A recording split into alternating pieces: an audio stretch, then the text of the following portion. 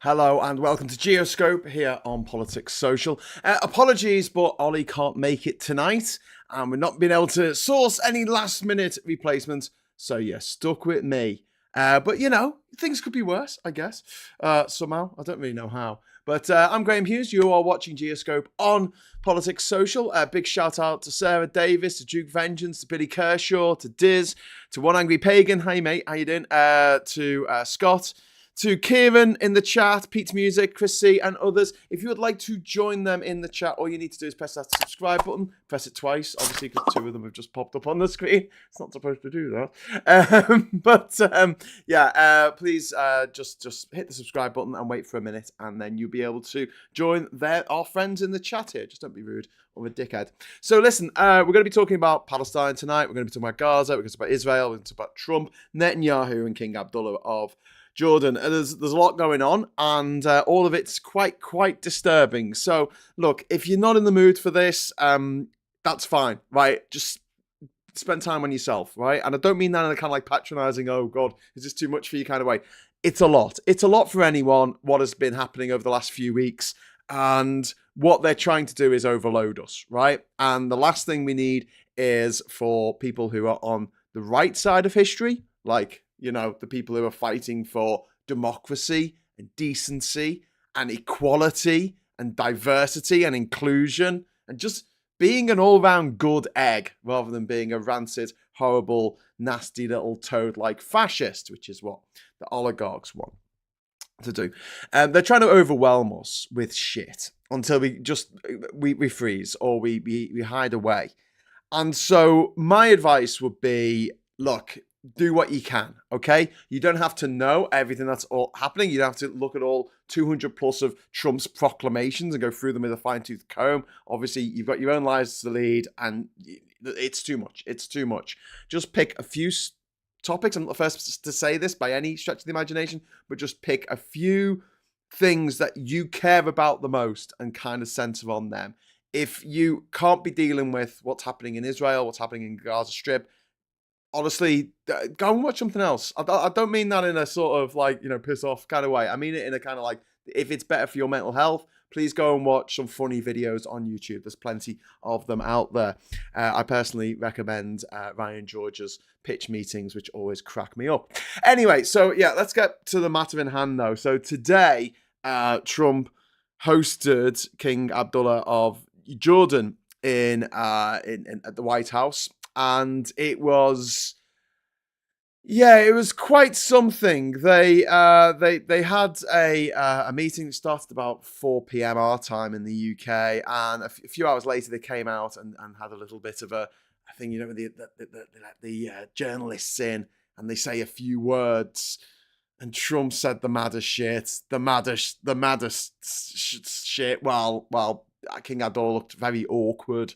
King Abdullah was asked about Trump's plan to resettle or ethnically cleanse the whole of Gaza, 2 million people, and send half of them to Jordan and half of them to Egypt. He sidestepped the question by saying he's got to wait after he's discussed the matter with the Egyptians, which is fair enough. But Trump has doubled down not only on his disgusting plan of ethnically cleansing Gaza of the Palestinian people who live there, and then building a casino resort, pub, bar extravaganza with Coyote Uglies and Hooters and cocktails and all the things that are kind of disrespectful to the people who live in Gaza, who have lived through absolute hell.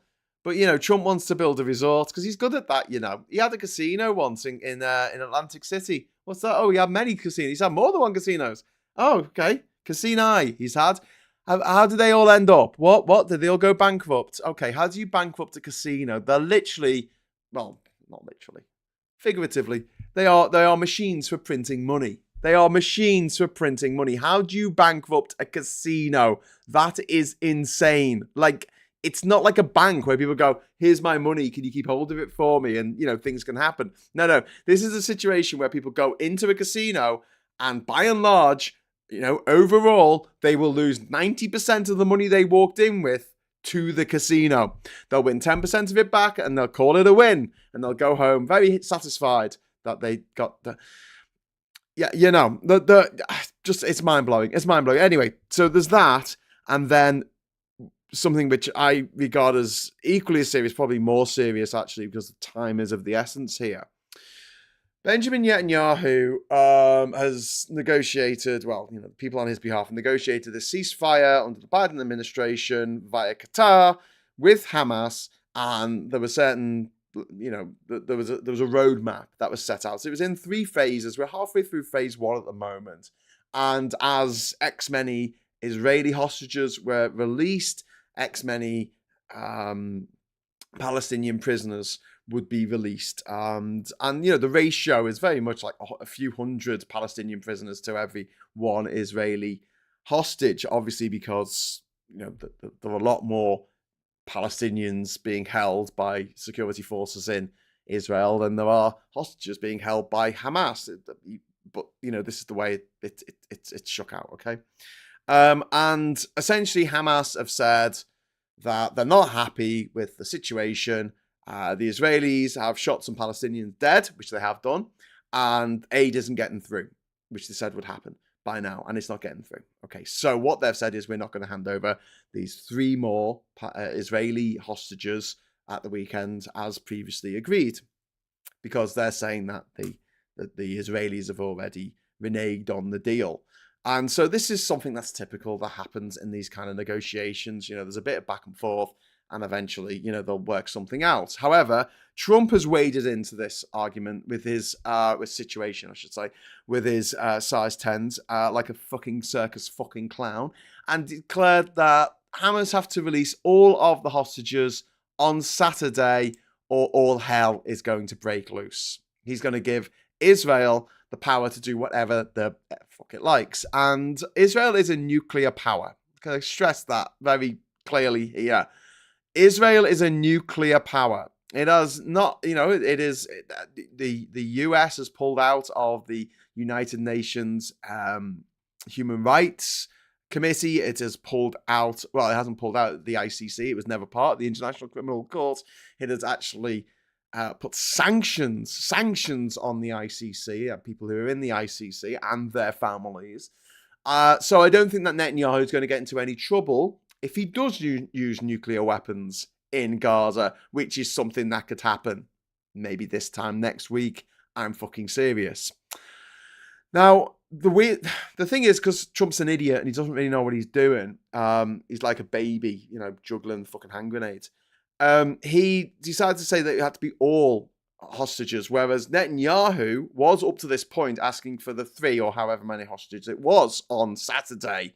And he was being a bit ambiguous. He said the hostages must be freed or we're going to pull away from the ceasefire agreement entirely. That's, that's his brinkmanship. And Trump is like, no, we'll just you can just level the whole place. You just kill everyone who's there. As far as I'm concerned, if they don't release all of the hostages, not just the 3, but all of the hostages. Now, look at this for a moment from Hamas's point of view. Hamas is not my favorite organization in the world. I think they're fucking terrorists. I think they should be sanctioned. What they did on October the 7th was unconscionable. It was disgusting. They took not just lives, over 1,000 lives, people died, but also they brutalized women, sexually assaulted hundreds of Israeli women, and took all these hostages who they've been keeping in pretty grim circumstances. When we talk about this sort of tit for tat that's gone between Israel and Palestine, Hamas, you've got to understand that, like, from the Israeli point of view, they were like, oh my God, these hostages that were released last weekend were so skinny and gaunt and have been abused and have been tortured, and the Israelis were obviously wanted some revenge for that, because but both sides in this conflict are absolutely fueled by revenge, right? But this process was an ongoing thing with Trump's intervention, saying that he will essentially allow Netanyahu to do whatever the hell he likes, which, what Netanyahu wants to do. He wants to destroy Palestine all together and take over the Gaza Strip and the West Bank and make them part of Greater Israel. That's what Netanyahu wants. That's what Netanyahu has been his stated aim since the mid-90s, when he was a pariah in Israeli politics for being this voice of unreason on the right who was saying this kind of shit, right? So Trump's made it worse by saying this about the hostages, and he's made it also infinitely times more worse by saying that he wants to rid Gaza of all of the people who live in Gaza at the moment with no right of return. So from a Hamas point of view, and don't forget their insurrection, their terrorism, their whatever you want to call it, right? Militarism is also embedded in their religion. Okay? And they are wedded to their land. It is their land. They've lived there for generations and generations, right? And to hear that Trump is going to destroy their land and take everyone they know and love out of that land and forcibly relocate them somewhere else, what do you think they're going to do? They're going to do what the Americans would do under the same circumstances, what the British would do, what the French would do, what the Israelis would do, what any country in the world or territory would do if you had 2 million people who are told that they're going to be exterminated if they stay where they are. They're going to dig their heels in. Especially as this whole conflict is informed by religion, and if you die a martyr, you go to a VIP section of heaven. Sorry, that sounded really flippant. I didn't mean it to sound flippant, but you have to understand that these people's lives, a lot of them revolve around religion and where they go when they die. And just have a think about how the Japanese reacted in the Pacific War. In 1945, America was taking back island after island. When it got to Palau in the Pacific, right? There's a place on the main island of Palau where it's called like Suicide Point, right? Sorry, this is really heavy. It's a really heavy topic. Honestly, if you're not feeling great about all this, please honestly stop watching. I want to give all the trigger warnings, right? What happened was the Japanese believed at the time, not everyone in Japan, but most of the people believed that the emperor of Japan wasn't just an emperor. It wasn't just a man. They believed the emperor was a deity. They believed the emperor was a god. And as a result, their rebellion against America, or their fight against America, was informed by religion. So what happened when America started taking over these islands, around, it's a long way from Japan, really, but, for Pacific distances, it's not that big. Women and children would throw themselves off the cliff because they knew that the Americans were coming, and they thought that it was better for them to die. There was less shame in them taking their own lives because they haven't got the same level of shame that surrounds the idea of suicide in their different culture. They would kill themselves rather than suffer the humiliation of Americans coming on taking over their islands where they were. And this informed what happened with Hiroshima and Nagasaki. Before that invasion of Japan, which never went ahead. But when they were planning it, they had already minted something like 7 million Purple Hearts because they were pretty much convinced that that's how many American soldiers were going to be, injured, trying to get a foothold into Japan. And also there was the concern of how many Japanese people would die because civilians would kill themselves rather than be taken by the American forces. They wouldn't be put in a POW camp if they could get away with it. They'd rather take their own lives. And that act of desperation, there was acts of desperation, and also you add in that with the kamikaze pilots. Like kamikaze pilots, it wasn't like a normal typical part of like warfare. It was just, because you lose a pilot, it takes a long time to train a pilot, and you also lose a plane. It was an act of absolute desperation once all the ammunition was gone and like they felt like they were losing, that they would start deploying this tactic against the battleships in the Pacific. because, again, suicide had a different connotation, has a different connotation still to this day in Japan. It's still got one of the highest suicide rates in the developed world, actually, in Japan. There's a cultural difference about it. And what the bombing of Nagasaki and Hiroshima did is it forced the Japanese emperor to renounce his divinity, to say, actually, I'm not a god, I'm just this little squishy human. And that took the people there off the hook, because it meant, oh, good, I don't have to commit suicide now for, the reasons that I haven't shamed the god emperor of Japan. And there's an argument that has been made, and I don't know if I agree with it, but it has been made, that had America invaded Japan using conventional weapons and conventional warfare rather than dropping those 2 bombs on Japan, more people would have died, both on the American side, but more pertinently in this case, on the Japanese side, because they would not have been taken alive. Whether they were actually fighting soldiers or civilians, they would have not been taken alive. And you're going to see something very similar if America and Israel or whoever wants to try and take over Gaza. You are not going to get people. I might be wrong. Who knows, right?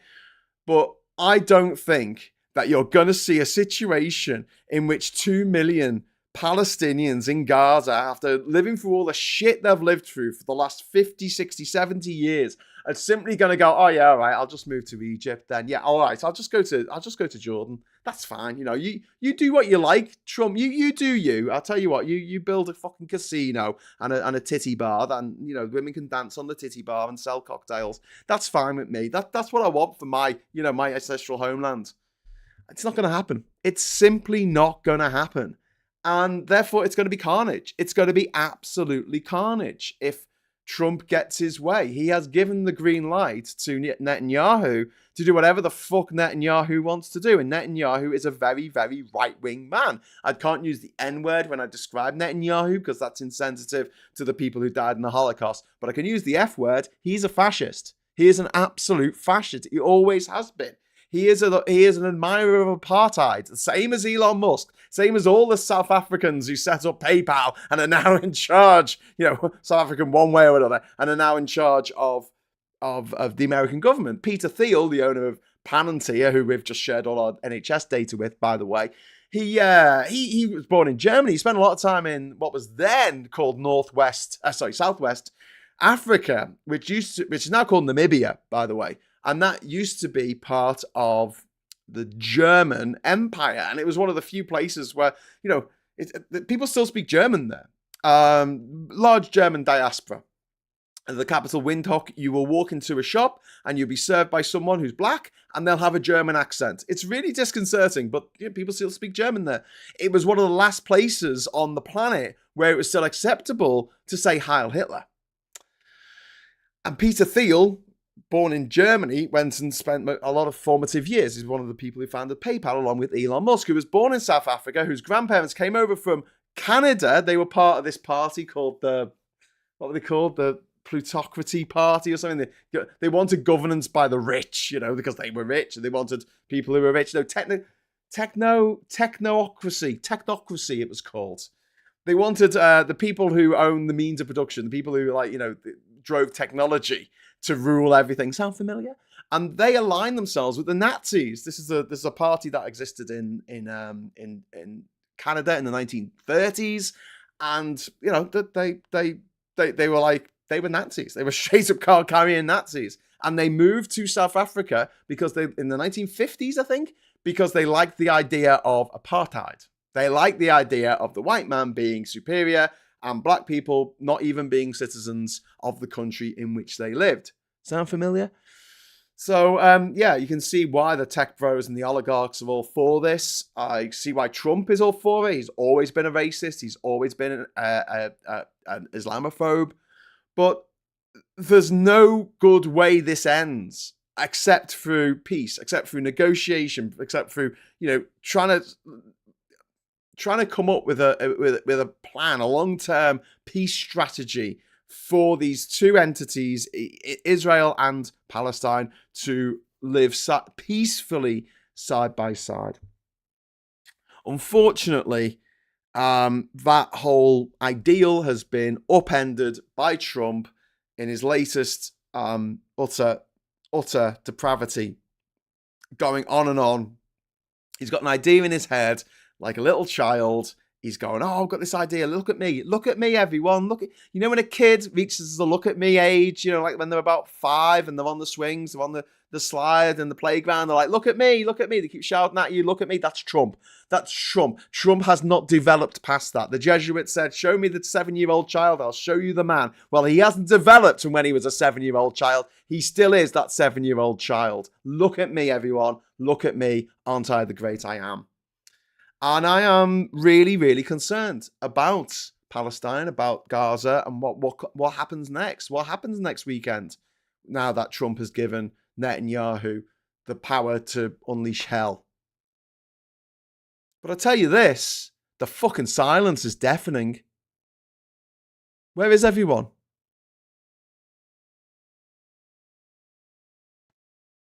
If Starmer said something wrong about Gaza, if he misspoke, there's fucking protests on the streets. There's people out there screaming, burning flags, getting angry, stamping their feet. Where have they gone? If people were out protesting against Biden, protesting against Kamala Harris for their stance on Gaza, where are they now? Are they hibernating for the fucking winter? Like, seriously, where are they? Silence. Absolute silence. You can hear a fucking pin drop out there. Now look at social media. You don't believe me? I was just being ignored by the mainstream media. All right, find me some pictures. Find me the protests. Find me the riots. Find me the angry people. They're like, oh no, you know, I mean, it's one thing supplying weapons to Israel to, you know, arguably defend itself. But it's another thing entirely, you know, just... I don't know, demolishing the whole of Gaza and killing everyone who lives there. That's all right, you know. I mean, it's not like they were selling Israel some weapons. A hangover from the fact that the Tory government were in charge for so long, and they loved the idea of Gazans being massacred. They weren't going to do anything about it. And then we're in a situation where we've already got these deals in place to supply Israel with weapons. And what do? Do we leave Israel undefended? It's surrounded by enemies. It's surrounded by countries that don't want it to exist. Hamas's stated aim is to destroy Israel. Up to this point, Israel's kind of gone, oh, well, you know, it's not our stated aim to destroy Palestine. Up to this point. Because up to this point, they wouldn't have got away with it. Now they will. Where's the protests? Where are they? You tell me. You tell me in the chat, because I can't see him. One Angry Pagan, thank you very much for the super chat, mate. Sorry for making you wait so long for your thanks, for my gratitude to be outpoured, but I just wanted to get to the end of all this. One Angry Pagan, stand firm in these chaotic times, dear badgers. Yeah, I mean, look, we've all got to deal with it in our own ways, and I've got real good friends, close friends who are really struggling at the moment. With all this, it is too much. It's by design. If you ever read Naomi Klein's fantastic book Shock Doctrine, which talks about the invasion of Iraq, well, actually, it talks about this idea that was the Milton Friedman School of Economics, that you destroyed an economy and then you rebuilt it from the ground up, which was deployed in Chile under Pinochet. It was employed in Hungary, in Argentina, Brazil, you know, as a test bed for this whole thing about, you know, putting everything back to year zero and then starting again. Sound familiar? Year zero? Yeah, that was from the Khmer Rouge in Cambodia under Pol Pot, year zero, when everything starts again and you get to kill everyone who you don't like the look of. They kill people for wearing glasses in Cambodia. Don't think it can't happen here. It fucking can. And it all built up to what happened in Iraq. Now, just a quick, like, in a nutshell, because we haven't got all night. In Iraq, the coalition forces, because it wasn't NATO and it wasn't because the French told them to piss off. It wasn't the UN. It was the coalition forces, coalition of the willing, which included like little countries like Nauru and Tuvalu and stuff like that in the Pacific Oceans. But the countries of the willing went into, which included Britain, which went into Iraq, and they didn't just topple the leader. They didn't just decapitate the government and put someone else in. They got rid of the entire bureaucracy.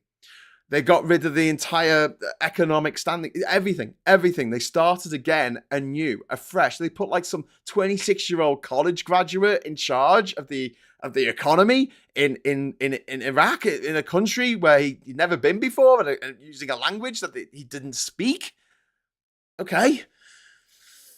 And it was a fucking disaster. The de-Baathification, so the Ba'ath Party was the party that ran Iraq under Saddam Hussein, was torn apart. And I met like Christians, Iraqi Christians in Kuwait and other places who used to work for the government of Iraq. And they would say, you know, to be honest with you, it was better for them under Saddam Hussein than it was. This is before ISIS, by the way. This is before the Arab Spring. But they said it was better because they weren't discriminated against as much as they're being discriminated against now.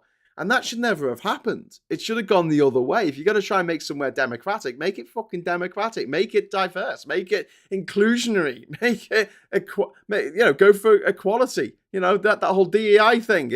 That's the way to do it. Otherwise, you drive out perfectly competent people who just happen to be working for a shit government. Not necessarily ideologically wedded to that government, by the way, but we're talking about people who were just doing a job within their department, which wasn't the department of killing people necessarily. It was the department of taxation or the department of agriculture or the department of whatever, right? We didn't do that with the Nazis.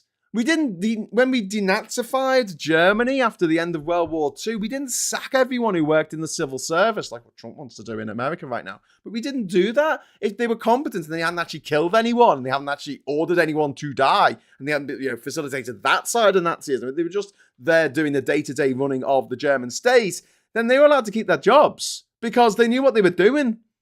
But what the shock doctrine says is, no, get rid of everyone who works there.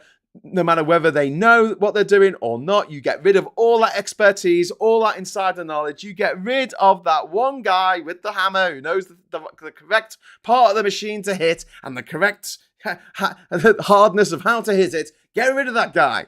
And then when the machine breaks down, everyone's fucked. Because they're like, where's the guy with the hammer? Oh, we sacked him.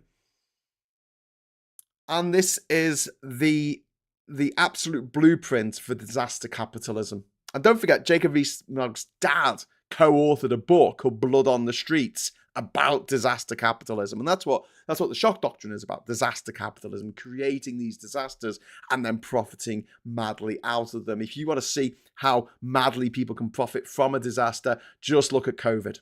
Just look at COVID.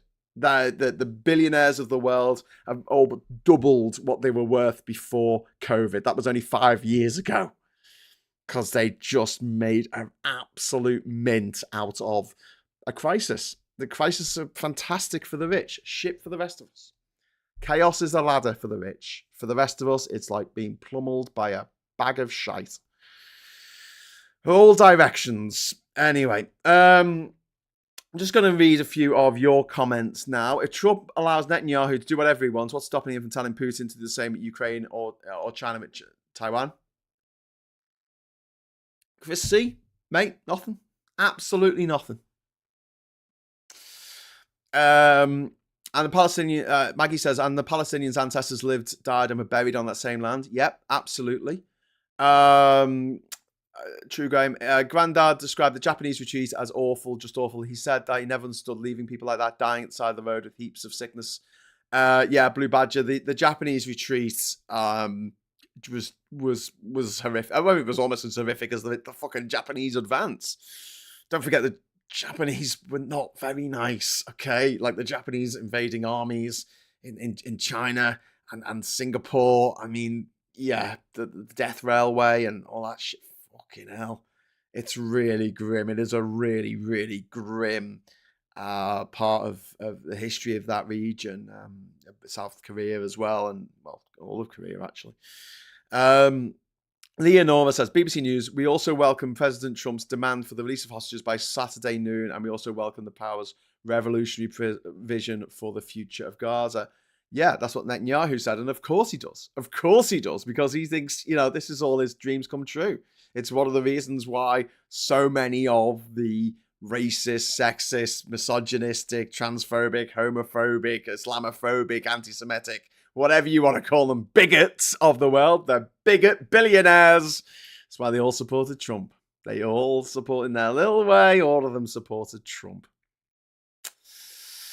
And Duke says they never gave the slightest shit for the Palestinians. Says Duke, I think you talking about the Israelis there, or are you talking about the people who pretended to care about Palestine when it was, politically advantageous for them to just do that? I mean, is that not the dictionary definition of sort of just pretending that you're into something that you don't really care about? You just hate moderates. You just don't want any moderates in charge.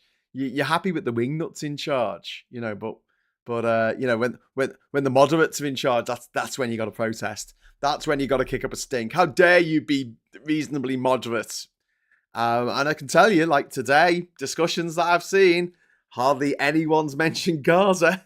Up to this point, it was all about Gaza, but today it was, if you hear what Labour's done. And I'm like, to be honest with you, whether that's shit or not, whatever, but we got bigger fish to fry today, my friends. We have got bigger fish to fry, but I guess virtue signaling only works up to a point, eh? I don't know. Power to the people. Someone posted, are there any queers in the theatre tonight? Seen from Pink Floyd's The Wall on my Facebook earlier. It looked like a Trump rally. Well, he is a Trump, isn't he? It looked like a Trump rally. Yeah. Blue Badger 88. I think it was a bit disconcerting that Mike was basically saying there are guerrilla cells ready to cause trouble and non-secure channels. Who else picked that up? Says Blue Badger. I don't know. I don't know how much, that's realistic. We will see.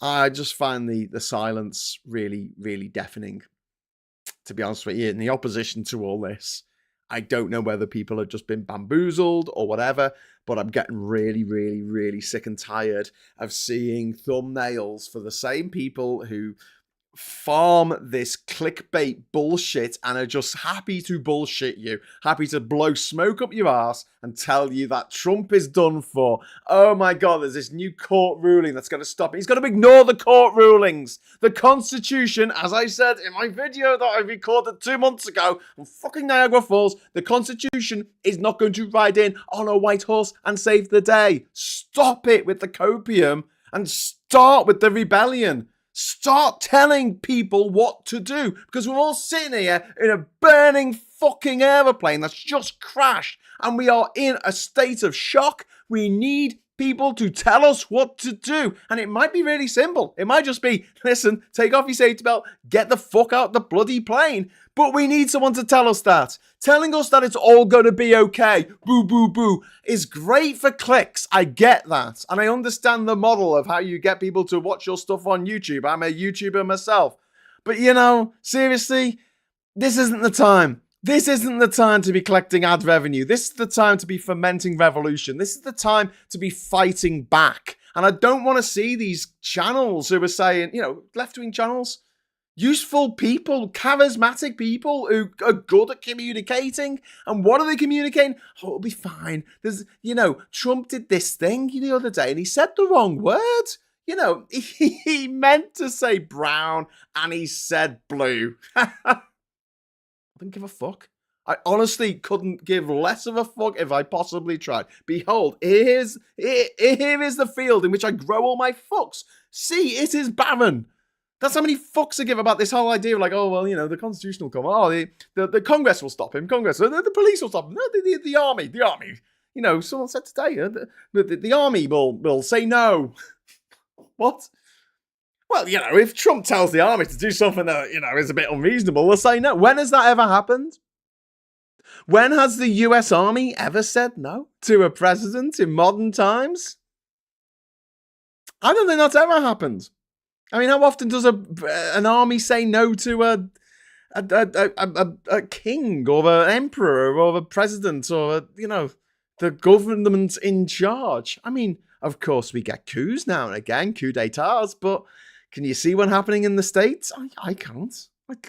No, absolutely not. If he says go and commit some war crimes, it's fine, I'll You know, we're not beholden to any international body. So a war crime, what even is that? We'll never stand trial for it. And I tell you what, even if you do stand trial for it, it won't be in a court in The Hague because we're pulled out the ICC. So don't worry about that, right? It'll be in this country. It'll be in the US, and I'll give you a pardon, give you a swift pardoning. So don't worry about that military tribunal or whatever you're hauled in front of, because I will get you out real quick. Just like he did to the 1,500 terrorists who tried to destroy the American parliamentary building known as the Capitol. It's there. It's all a quote from Animal Farm still rings true today. All animals are equal. Some animals are more equal than others, says Chris C. Yeah. It does depress me, though. Like, you know, I try and stay positive. I try and stay, like, you know, bon homie and all that shite. But the number of people who aren't fucking billionaires batting for the billionaires, fuck off. Imagine shilling for a billionaire. A billionaire doesn't even know you exist. You know, being prepared to die for a tech bro who wouldn't piss on you if you were on fire unless they could piss petrol. Like, how much of these people lost their way?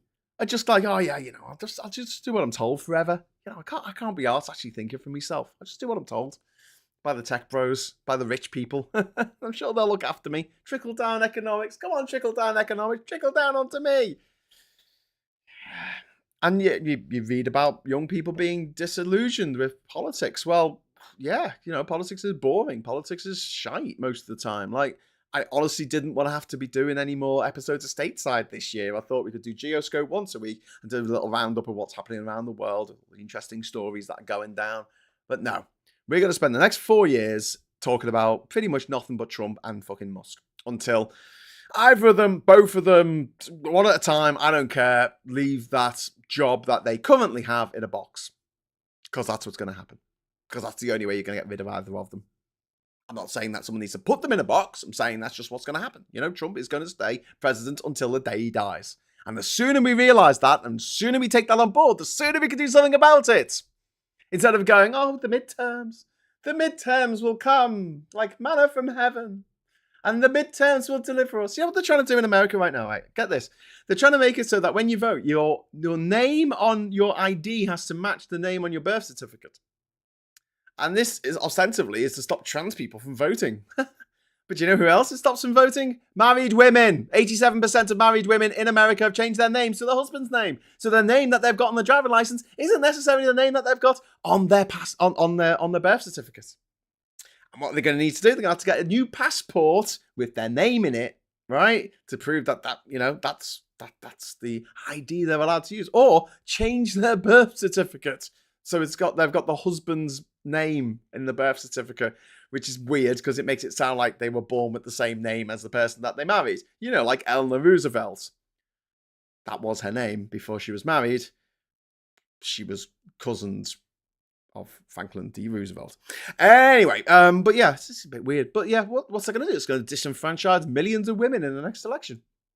Might get through. Do you know what was delivered today? I mean, this sounds like The Onion. This sounds like satire. It sounds like something I'm making up. This happened today. Someone presented a bill in front of the House of Representatives, and it was to, once Trump takes over Greenland by one way or another, to change the name of Greenland to Red, White, and Blue Land. Yeah, that's not The Onion, okay? That's not the Daily Mash. That is a genuine thing that is now being, I don't know, put before committee stage in the lower Parliament House of Congress, right? That's a real thing. You look it up. And this is what we've got to contend with. They're throwing so much shit at us right now. It's really hard to just sort of laser focus in on just one or two things because there's so much going on all at once. And this is the plan. This is the shock doctrine. And they're all trying to just leave us in a paralytic state of shock in which we don't do anything. And people need to just wake up. They need to discover their inner fucking Che Guevara and understand that some things need to be done, right? And I'm not necessarily saying that people need to resort to, armed struggle, right? I'm saying that there's something that everyone can do. Everyone can do a little bit. We've talked before on this channel about supporting left-wing content creators, especially from America, but also having that choice of whether to drink a coffee at Cafe Nero, which is a British company, or having a drink at the Starbucks. Pick Cafe Nero. Pick Tim Hortons. Pick the local Greasy Spoon Cafe. That's what you do, and little by little, we show through our, from the stuff we consume, that we don't want their shit. Don't eat Kellogg's. Don't eat Mars bars. There's other chocolates are available. Or they're better chocolates in Belgium or Switzerland. But there you go. Graham is just the rocket after liftoff, says Duke Vengeance. One Angry Pagan says, I had an interesting chat with someone who truly believes this is necessary because otherwise the liberal establishment will refuse to actually make properly decent changes. They had a point kind of, no, I mean, the thing is that we are spoiled. We really are spoiled. We don't understand, especially me. I'm a middle-class, middle-aged white man who speaks English. Fucking hell. The privilege that has been handed down to me, but we don't even realize the privilege of just us being alive. Like, if this was 100 years ago, half of us would be dead by now. Half of the people who are watching this right now, and possibly half of, even that could include me, I don't know, just snap the fingers like old Thanos, will be dead. Because life expectancy was like that. I'm living Durham. If I lived in Durham 100 years ago, I would not have lived to the ripe old age of 45. I will tell you that now, my friends, because I would have died of black lung by now because I've been working down the mines. Or maybe I've been working doing the shipbuilding, which is incredibly dangerous, or some other incredibly dangerous job, like, I don't know, being a soldier in World War I. So, yeah. And then we've got our, the fact that we've got so much entertainment these days. We've got so much distractions, shiny baubles, video games, video on demand, TV on demand, everything on demand, YouTube, the social media platforms, Wordle, we've got all this stuff. We're absolutely spoiled. And yet we're not happy, because we can't be objective about this. We can't go, well, we're doing so much better than the people who lived 100 years ago. So we can't see them. What we're seeing are the people that we live with now, who are alive in the same continuum as us. And we see people sleeping in shop doorways. And then on the other side of the road, we see someone in a car that's worth more than a house with personalized fucking number plates. Like, that's how much extra money they've got left over at the end of the fucking year. Let's get some personalised number plates so everyone knows I'm a twat from a fucking 100-metre fucking radius. The ostentatious displays of wealth on display. I always reminds me of this time when I'm going to talk about my travels. Sorry. just to derail this slightly. On my travels, I went to a place called Gabon, which is in central West Africa. It's just sandwiched sort of underneath Cameroon, and on the other side, it's got the Democratic Republic of Congo. Republic of Congo. Sorry, not the Democratic Republic of Congo. That's a completely different place. So you got above it, you got Cameroon, and below it, you've got Congo, and you've got Equatorial Guinea, which is sort of squished in between Gabon and Cameroon. It's a poor country. It was a French colony back in the day. Its capital is called Libreville, which means Freetown, which is actually the capital of Sierra Leone, is called Freetown. And in Libreville, there is a port called Port Moly. And in Port Moly, you have fisher folk, plying their wares, bringing their catch on to land. You've got these sort of old diesel tramp steamers. They're not steamers because they're diesel, but these old diesel boats that used to, I don't know, ply the rivers of Europe back in the day. They're all like 70 years old, covered in rust. Everything you touch is dirty, is rusty. You get rust all over your clothes if you get in one.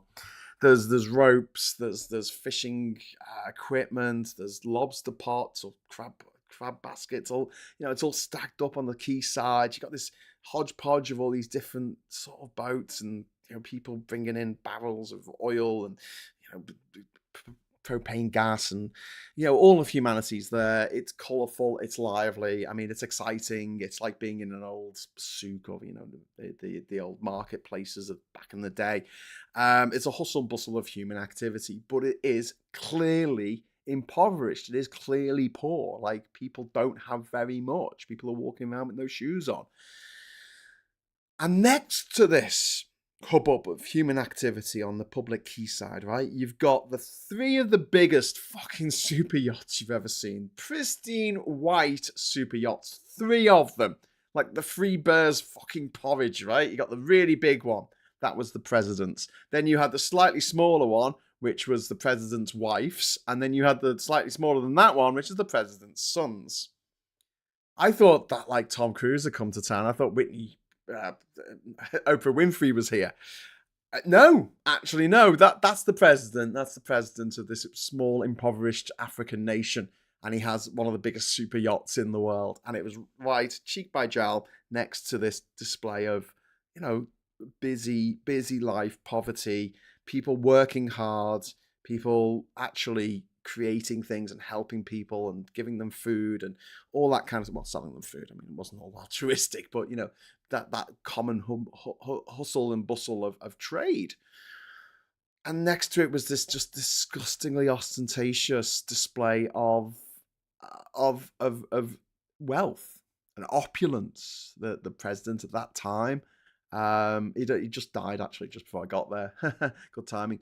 But his name was Omar Bongo, and he had just died a few months earlier, and basically he had run the country since, I think, 1969. So it was a good 50 years that he was in charge. 50 years that he was in charge of the country. 40 years. He was one of the sort of African dinosaur leaders that seemed to go on forever. His son Ali Bongo took over as president in 2009. He's since been ousted, by the way. That's another story, possibly for another time, involving the Wagner Group from Russia, who I haven't mentioned tonight, but they're hell bent on causing dissension everywhere and rebellion and instability.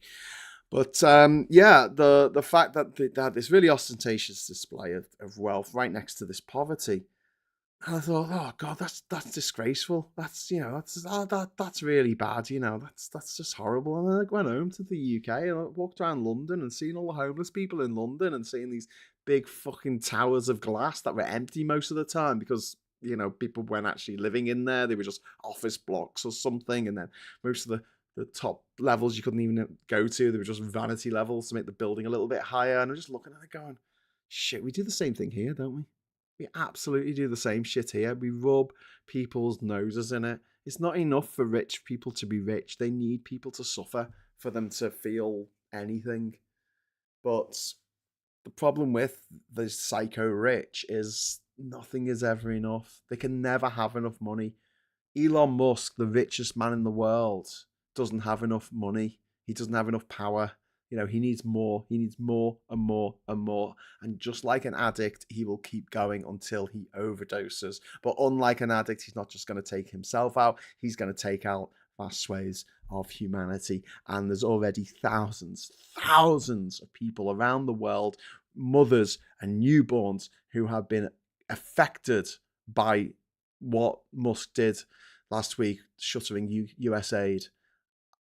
The treatment that they need, the medicines that they need, are sitting in warehouses, and there's no one there to take them to the newborn babies, which are dying. Newborn babies are dying as a direct result, not indirect, but a direct result of Musk's actions at the behest of Trump. I mean, at the largesse of Trump, I should say, not the behest necessarily. The richest man in the world, he's not rich enough. He has to raid the US Treasury Department and take money from dying children. He has to take food out of the mouths of starving orphans. And if you don't think that Elon Musk is the sickest motherfucker in the world, then I don't know what I have to do to prove it to you. I think you're too far gone. I think you've drank the Kool-Aid with the rest of the Jamestown cult that we seem to be surrounded by. But, you saw how it ended for them. You know how it ended for them. Over 1,000 people killed themselves or were forced to drink the fucking Kool-Aid. But I guarantee, There are so many people out there who will absolutely do that for Trump. They will absolutely do that for Elon Musk, because to them, Trump isn't just a particularly disgusting to look at old orange creep. He is the God Emperor. He is their God Emperor.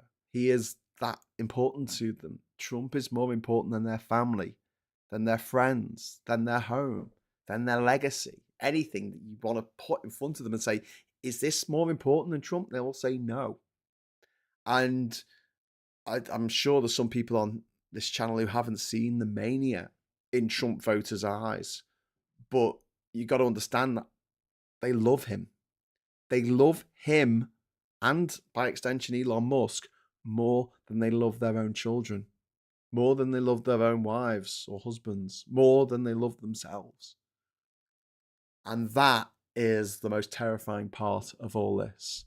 And I have nightmares about the future of what you will have again. Well, once the fight back begins in earnest, are we going to end up in a situation just like in the Pacific in 1945, where people were like, I will die for my God Emperor. I would rather die for Trump than for him, than to suffer the humiliation of being owned by the libtards. That's the world we seem to be creating. And a lot of people who had a choice, I don't know if you had much of a choice in this. I didn't have much of a choice in this, but there were people who had a choice. And they chose poorly. So yes, it's not looking great at the moment. In summary, and if you want someone to tell you it's all going to be okay, there are plenty of other channels to choose from, but I'm not going to tell you that because I don't think it's going to be okay. I really don't think it's going to be okay. And here's the thing, right? Despite that, we need you. We need everyone watching this, okay, to do what you can, because there might be more of them than there is of us. So every one of us is very, very valuable. So I know it's a lot. I know people just want to switch off and turn away and walk away. And if they have to, that's fine. But if you can stomach it, please, we do need you. Even if it is just watching these fucking videos, not just me, I mean, other content creators who are telling the truth, because then you can help spread the truth to others. And it's organic. It's not going to happen if we don't make it happen, because the traditional mainstream media is completely dominated by these right-wing oligarchs, these bollock-faced arseholes who all went to private school together, all took showers together as teenage boys, and hence they have something over these other teenagers now. They're grown up. It's not what you know, it's not who you know, it's about what you know about who you know. If you went to a fucking private boarding school with these motherfuckers, you know a lot about them. So I'm going to sign off now because I've got a few minutes actually. I'm really sorry that we didn't have our friend Ollie on the show tonight. I'm sorry about shaking the camera there as well. And big shout out to Oliver Brown there in the chat. We've also got Super Tiny. I don't have to rewind 3 times to remember about the yacht and the squat story. Maggie Brinley says, my parents and their siblings went through World War II, and so did many of my elderly friends at my church. It never occurred to them to give up. It never occurred to them to give up no matter what. Yeah, absolutely. I think a lot of people are like that. But there's a in the same way that the Nazis did the Blitzkrieg the Lightning War, in order to just put shock and awe into people so they would be cowed into subservience.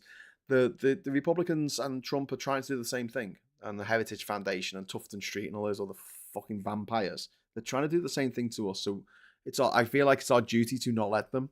And like I say, your mental health's got to come first. So if you need to take some time away from this, fine. But please come back when you can, when you're feeling up to it, because we need every single one of you for this fight, because this is the fight of our lives. I'm not fucking around here. This isn't just self-aggrandizing bullshit where I go, oh yeah, hey, we're gonna stop these people from, incrementally making change happen. Oh, the moderates are revolting. What do we want? Moderate reform. When do we want it? In due course. Yeah. That's what Trump cares about, what he can get out of a deal, says Chris C. I think he's more demented than that, mate. I think he just wants to see how many people he can kill. Honestly. Like Andre, the cannibal king of fucking Fiji. I think he just wants to see how many people he can kill.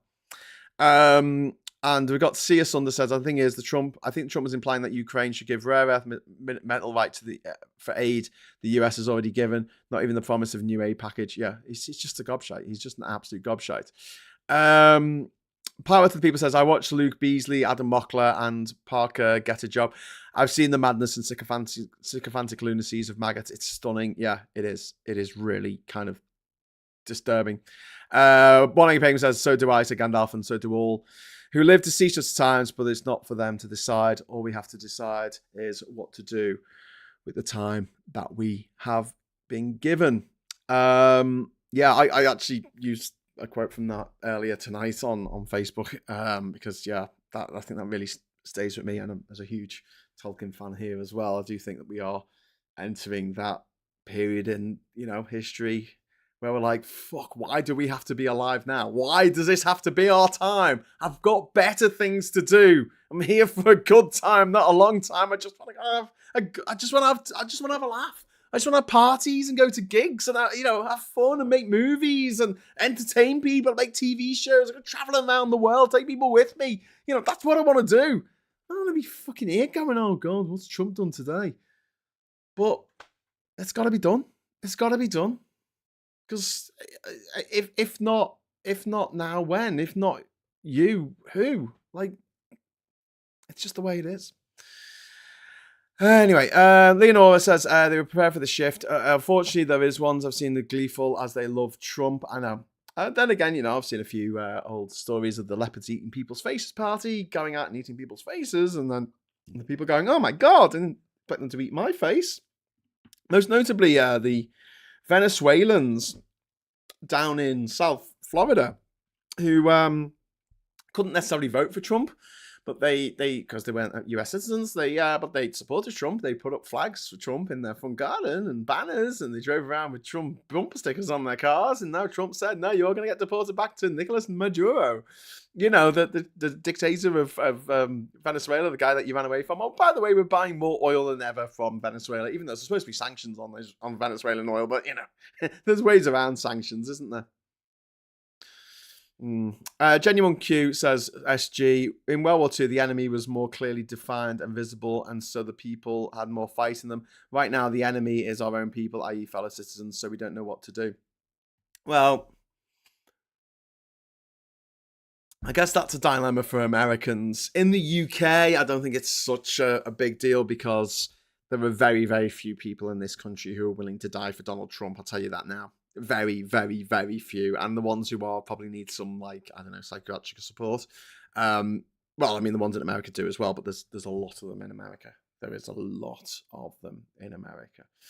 I honestly think he's just gone mental and is seeing what he can get away with, says Powers of the People. I fucking agree, mate. Absolutely. Yeah, I can't. No notes on that critique. No notes. Unless you're talking about me. Chris C says, no need to be sorry. I've had heart condition, since birth. Tried telling DWP that heart failure will never get better, only worse. Yeah, that we have issues in this country right now. And they're going to be exacerbated by what happens elsewhere. We can't insulate ourselves from the world. We just can't. Every time we've tried to do that in the past, it's just blown up in our face. And this isn't this isn't a ploy to get you to go, oh yeah, those days of empire were great. No, they weren't. They absolutely were not. But we had something good set up with the EU. We have got something good set up with NATO and with the Commonwealth. 56 nations around the world who come together for mutual benefit. They don't have to be part of it. It's a voluntary organisation. Some countries that were never part of the British Empire are part of the Commonwealth now, and some countries that were part of the British Empire most certainly aren't part of the Commonwealth right now because of the history of the situation. And yet, those international institutions and the UN, those international norms have just been, Trump has just ridden roughshod all over them. And we are entering a very, very dark phase for humanity, and there is no escape. It's not like we can just batten down the hatches and hope that the bad man goes away.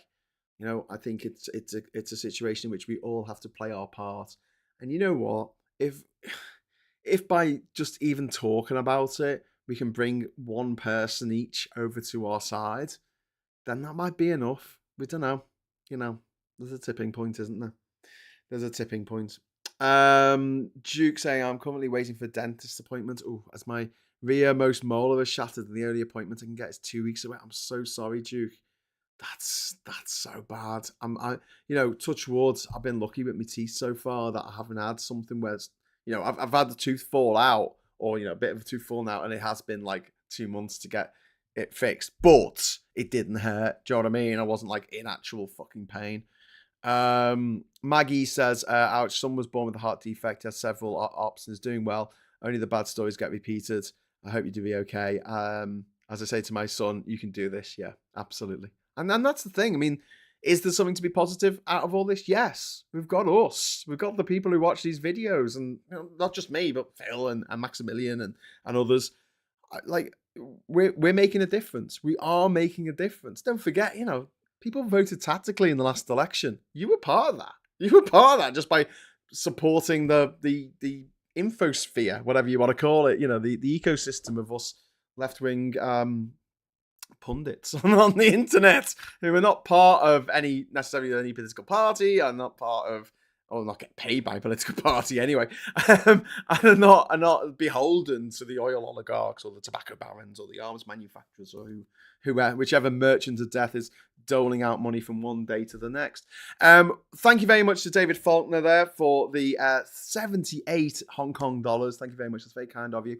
US alt-right are close to figuring out how their systems ruin, but they get misled by conspiracy cranks who tell them to blame minorities, socialists, extraterrestrials, anyone but the corporate ruling class. Yeah. But that's what they've got to understand, David, and that's what we are here to help them understand, that the problems in their life are not caused by trans people. They're caused by Elon Musk and his ilk. They're making life demonstrably more shit. And I did a thing this morning with ChatGPT where I typed it in to say, I asked it if Elon Musk buying ChatGPT would be a bad idea. I read the whole thing out on the show this morning. It was a bad idea. Too long didn't read. Too long didn't watch. It was a bad idea. And they've rejected the offer of it was 100 million or something. It's just like super cheap to buy ChatGPT, and they're putting a counter offer to buy Twitter. So OpenAI have put in a counter offer to buy Twitter for $9 billion, which is a fuckload less than what Musk paid for it. It's about 20% of what Trump paid for it just a few years ago, before he drove it into the ground. Veg Pie, I met James O'Brien at Carol Vorderman last night, Leicester Square Theatre. Very good. Oh, I wish I'd been able to go and see that. Never mind. Next time. Maybe in the next life. Duke Vengeance, don't panic. Shakes you by the soul, says, don't panic. I'm not panicking. I'm quite clear-eyed about what needs to be done and why we need to do it. But we need help. We need support. We need the fucking Democrats in America to wake the fuck up. We need those people who are protesting against what Labour were doing about Palestine, or what they weren't doing about Palestine, or what they should be doing about Palestine, whatever. We need them back out on the streets. Thank you very much. Can you get back on the streets now, please? The people who are protesting against Biden, the people who are protesting against Kamala Harris, can you get back on the streets now, please, before Gaza is literally wiped off the map? Literally. Charlie Nelson, thank you for the £10 super chat. Good to see you, Charlie. Not seen Charlie in the chat for a while. Hey, Charlie, how you doing, mate? Are you going to launch some kind of think tank to answer Tufton Street? I would if I could, mate. I really would if I could. But think tanks are funded to the tune of millions by the oil oligarchs and the bad people.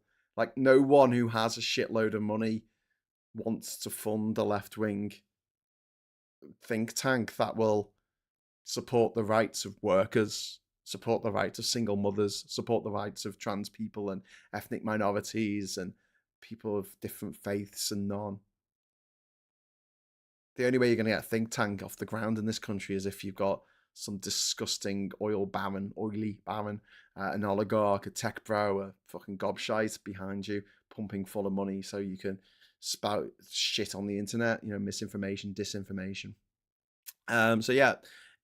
If I could make a think tank, I would. I'm certainly thinking about a think tank. But realistically, and we've done a little bit of the maths on this, we would need 6,000 people to be giving £10 a month to on a subscription basis to just float it for 8 people to do as a full-time job. And even then, that's pretty much going to be minimum wage for the people making the content and making the reports and all that kind of stuff. But 6,000 people given £10 a month doesn't sound that much, and probably isn't for some of the bigger channels on here, or the BBC. But for this kind of thing, I don't know. Watch this space, Charlie. We'll try and do something. All right, I'm going to get going now. Thanks very much for joining me tonight on Geoscope. Apologies again that Ollie couldn't make it tonight. He might actually be home now. He was getting home at 10:30. Hi, Ollie, if you're watching. But yeah, until next time, I'll say thank you so much for watching. Thank you for the super chats. Really, really kind of you, and absolutely essential for keeping this channel going, because we don't get enough ad revenue. It is all memberships, and it is all it's all chat as well. So or super chat. So thank you very much for doing that. Thanks for watching, as always, and give us a like on the way out if you can. Just a little thing. But if you give us a like, because what Twitter, Jesus, what's wrong with me? What YouTube likes to do, it likes to look at how many people watch a video and how many people liked it, and the bigger proportion of people liking it makes it more likely for it to be recommended to other people. So if you give us a like, we make a joke about it feeding the algorithm, but it really does, and it really does help. So everyone watching could give us a like. That would be fan-fucking-tastic. So that's it from me for tonight. I'll be back at 9 o'clock tomorrow for Morning Brew, and then at 12 o'clock back again tomorrow for an episode of PMQs with Graham Hughes, and unless it's half term or something, I don't think it is. And then I might be back in the evening with another show, but we'll have to wait and see for that. So take care, and until next time, I'll say thanks for watching. Hello, good evening, welcome, and goodbye.